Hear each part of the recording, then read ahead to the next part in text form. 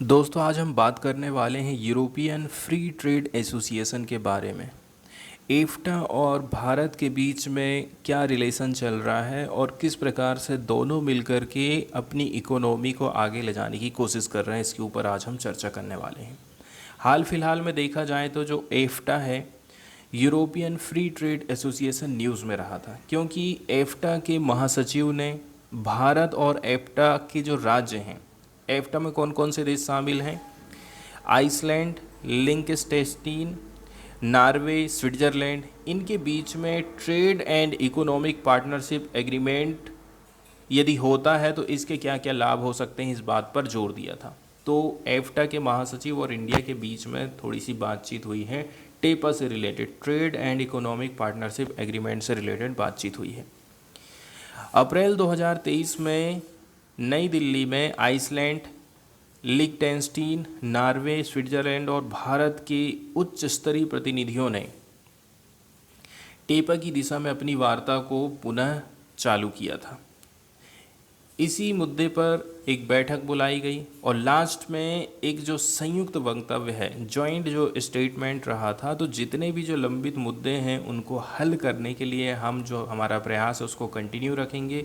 इसके साथ साथ में आर्थिक साझेदारी, ठीक है, इकोनॉमिक कोऑपरेशन को और भी ज़्यादा डीप और पावरफुल बनाने की दिशा में काम करेंगे, ऐसा लास्ट में डिसीजन लिया गया था। इसके बाद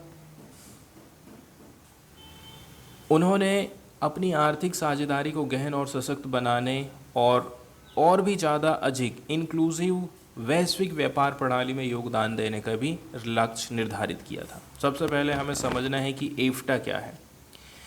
एफ्टा एक अंतर सरकारी संगठन है, बहुत सारी देशों की सरकारें इसमें शामिल हैं, जिसे 1960 में उन यूरोपीय राज्यों के लिए एक वैकल्पिक व्यापार ब्लॉक के रूप में स्थापित किया गया था जो ईयू में शामिल होने में असमर्थ थे या फिर अनिच्छुक थे।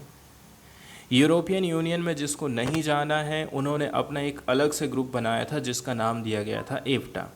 एफ्टा में आइसलैंड, लिechtenstein, नॉर्वे, स्विट्ज़रलैंड शामिल हैं जो यूरोपियन संघ के अंग नहीं हैं, लेकिन किसी न किसी तरीके से उन कंट्रीज़ के साथ में उनके मार्केट में एक्सेस रखते हैं। यहाँ पर वेब के माध्यम से आप देख सकते हैं, ये जो पीला पीला कलर बताया जा रहा है, यूरोपियन फ्री ट्रेड एसोसिएशन दिखाया गया। Switzerland, Liechtenstein, Iceland, Norway. Bharat के लिए एफ्टा के जो मेंबर कंट्रीज़ हैं वो आखिर मायने क्यों रखते हैं। मानव संसाधन की हम बात करते हैं तो एफ्टा राज्य 14 मिलियन से भी कुछ अधिक की एक छोटी सी आबादी बस लगता है हमें देखने में, लेकिन यहाँ की इकोनॉमी, यहाँ पर इनोवेशन, यहाँ पर कॉम्पिटिटिवनेस, इसके साथ साथ में प्रत्येक व्यक्ति कितना धन सृजन कर रहा है, कितनी पर कैपिटा इनकम है, जीवन की लाइफ एक्सेप्टेंसी और लाइफ की क्वालिटी, इन मामले में ये दुनिया भर की जो अर्थव्यवस्थाएं हैं उसमें टॉप में आते हैं। वहीं ट्रेड की यदि बात करें 2021 में 1.3 ट्रिलियन अमेरिकी डॉलर के मूल्य की वस्तु और सेवाओं, गुड्स एंड सर्विस के इंपोर्ट और एक्सपोर्ट के साथ ये वर्ल्ड में 10वें नंबर के सबसे बड़े मर्चेंडाइज ट्रेडर और 8वें सबसे बड़े सर्विस ट्रेडर होने की पोजीशन में है। विश्व की अग्रणी कंपनियां भी आपको यहाँ पर देखने को मिल जाएंगी, जैसे कि एफ्टा मेंबर्स की कई सारी कंपनियां फार्मास्यूटिकल, बायोटेक्नोलॉजी, मशीनरी निर्माण, रिसर्च एंड डेवलपमेंट से रिलेटेड ये टेक्नोलॉजी का काम करती हैं। इसके साथ साथ में भूतापीय संबंधी प्रौद्योगिकी, समुद्र प्रौद्योगिकी, ऊर्जा संबंधी सेवा, वित्त सेवा, बैंकिंग, बीमा, इस मामले में यहाँ पर हमको बड़ी बड़ी कंपनी देखने को मिल जाते हैं। एफ्टा के साथ जो व्यापार समझौते हुए हैं उसका इतिहास हम देख लेते हैं। एफ्टा 40 मेंबर के साथ में पारस्परिक रूप से देखा जाए तो लाभप्रद व्यापार समझौतों पर वार्ता संपन्न करने का एक ट्रैक रिकॉर्ड रखता है। इसमें 29 मुक्त व्यापार समझौते हुए हैं अभी तक देखा जाए तो। एफटीए जिसको कहा जाता है फ्री ट्रेड एग्रीमेंट। एफ्टा राज्यों का लगभग 22% आयात इन फ्री ट्रेड एग्रीमेंट के माध्यम से ही होता है, इसलिए इन इन देशों में व्यापार करना काफ़ी आसान हो जाता है और चीज़ें उतनी ज़्यादा महंगी नहीं होती हैं। इन्होंने हांगकांग, इंडोनेशिया, फिलीपींस, दक्षिण कोरिया, सिंगापुर के साथ में बहुत सारे समझौते किए हैं, जबकि मलेशिया, थाईलैंड और वियतनाम के साथ अभी प्रोसेस चल रही है कि हम इनसे बातचीत करेंगे। इसके बाद यहाँ पर टेपा का भी उल्लेख किया जाता। शुरू में हमने जब पढ़े थे तो टेपा का इस्तेमाल किया गया था। टेपा एक प्रकार का आर्थिक साझेदारी समझौता होता है। टेपा के अंतर्गत वस्तु, सर्विस, इन्वेस्टमेंट, ठीक है, तो माल, सेवा एवं निवेश में व्यापार के साथ साथ इसमें इंटेलेक्चुअल प्रॉपर्टी भी आ जाती है, कंपटीशन की क्या पॉलिसी होगी, सरकारी खरीद जैसे और भी जो क्षेत्र हैं, ये सारे क्षेत्रों को टेपा के अंतर्गत कवर किया जाता है। मतलब ट्रेड के साथ साथ में यहाँ पर हमको बौद्धिक संपदा, इंटेलेक्चुअल प्रॉपर्टी, इसके अलावा कंपटीशन की क्या नीति रहेगी, सरकारी खरीद जैसे जो मामले हैं उनको सबको इसमें शामिल किया जाता है। लचीलेपन की यदि हम बात करें कि इसमें क्या फ्लेक्सिबिलिटी है, टेपा समझौते वार्ता के नियम और शर्तों के मामले में थोड़ा सा फ्लेक्सिबल रहते हैं, जहाँ पर जो जुड़े हुए पक्षकार हैं अपनी कुछ खास ज़रूरत और हितों के हिसाब से समझौते की रूपरेखा तैयार कर सकते हैं। कोई कहता है कि हमें ये चीज़ पसंद नहीं आई है, ऐसा से ऐसा किया जाना चाहिए, तो ये इसमें संभव है। इसके अलावा परस्पर लाभ की यदि बात करें तो टेपा में जो समझौते किए जाते हैं वो किसी एक मेंबर कंट्री के ऊपर डिपेंड नहीं करते हैं। कुल मिलाकर के सब लोगों को लाभ मिलना चाहिए, इस दृष्टिकोण से टेपा को डिज़ाइन किया जाता है।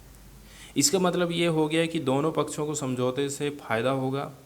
यहाँ पर ट्रेड में और इन्वेस्टमेंट में वृद्धि होगी, इकोनॉमिक डेवलपमेंट होगा और रोज़गार भी सृजन होगा। प्रबल प्रावधान की बात करें, ठीक है, तो इसमें कुछ अच्छी अच्छी बातें हैं, जैसे कि लेबर से जुड़ी बातें हैं, इन्वायरमेंट से जुड़ी बातें हैं। इसके साथ साथ में यदि कोई विवाद खड़ा होता है तो विवाद निपटान की व्यवस्था है और प्रवर्तन तंत्र के प्रावधान भी इसमें शामिल किए गए हैं। यदि टेपा और भारत के बीच में संबंध जारी रहते हैं, ठीक है, संबंध स्थापित हो जाते हैं, तो कौन कौन से फायदे होंगे। तो भारत और एफ्टा दोनों के बीच में एक टेपा का संपन्न होना, टेपा कुल मिलाकर के देखा जाए तो नियम और कानून हैं कि भारत और एफ्टा राज्यों के बीच में जो कानून रहेंगे, जो बातचीत होने वाली है वो कैसी होने वाली है। कुल मिलाकर के हमें भरोसेमंद जो लोकतांत्रिक भागीदार हैं उनके बीच में हम अपने आप का भारत का आर्थिक वृद्धि को सुनिश्चित कर सकते हैं। इससे लैंगिक समानता को बढ़ावा देना, पर्यावरण के ऊपर फोकस करना, श्रम के ऊपर फोकस करना, ये सारी चीज़ें फिर आ सकती हैं।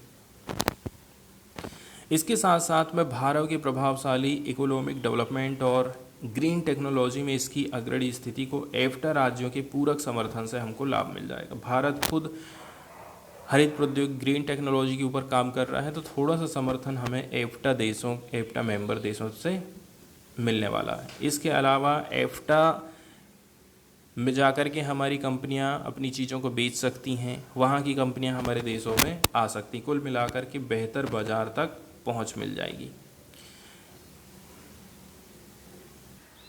वहीं इन्वेस्टमेंट की यदि हम बात करें तो एफ्टा के जो मेंबर कंट्रीज़ हैं उन्होंने इंडिया में बहुत सारे सेक्टर में इन्वेस्टमेंट किया है, जैसे कि electrical engineering, metal, pharmaceutical, banking, वित्तीय सेवा, बीमा, manufacturing, fast moving consumer goods. ऐसे एरिया में उन्होंने 35 बिलियन अमेरिकी डॉलर से भी अधिक इन्वेस्टमेंट किया है। कुल मिलाकर के यदि भारत और एफ्टा के बीच में टेपा समझौता हो जाता है तो भारत को निवेश से संबंधित फायदा होने वाला है। दोनों देशों को परस्पर में क्या लाभ हो सकता है, जैसे एफ्टा राज्य अत्यधिक कुशल भारतीय कार्यबल से विशेष रूप से सेवा क्षेत्र में लाभान्वित हो सकता है। एफ्टा को हमसे क्या मिलेगा, हमारे यहाँ के जो आईटी सेक्टर में काम करने वाले इंजीनियरिंग स्टूडेंट हैं वो उनको वर्कफोर्स अवेलेबल करा देंगे। देखा जाए तो भारत एफ्टा मेंबर द्वारा स्थापित 400 से भी ज़्यादा कंपनियों से फ़ायदा प्राप्त कर सकता है। मतलब एफ्टा मेंबर कंट्री की कंपनियां 1.5 लाख से भी ज़्यादा, 1,50,000 से भी ज़्यादा नौकरियां सृजित करती हैं। इसके बाद नवीकरणीय प्रौद्योगिकी की हम बात करते हैं, टेक्नोलॉजी की बात करते हैं।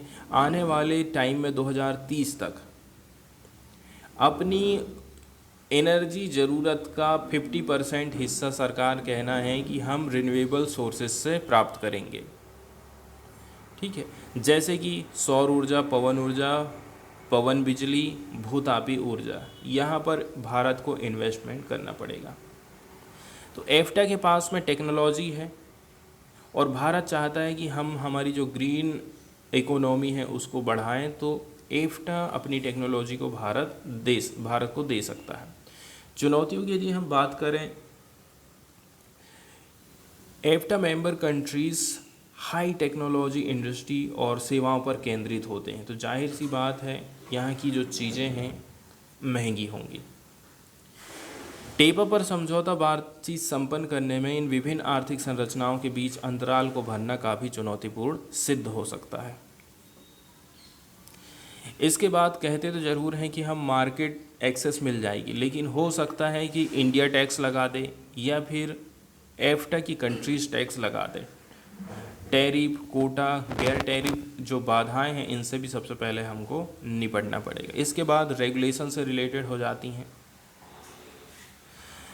ठीक है, अब एफ्टा की जो मेंबर कंट्रीज़ हैं उनके यहाँ पर अलग अलग टाइप विनियम हैं, उनके अलग स्टैंडर्ड हैं, उनका अलग लेजिस्लेचर से रिलेटेड इंफ्रास्ट्रक्चर है। तो ये सारी चीज़ें चुनौतियों के रूप में हमारे सामने आने वाली हैं।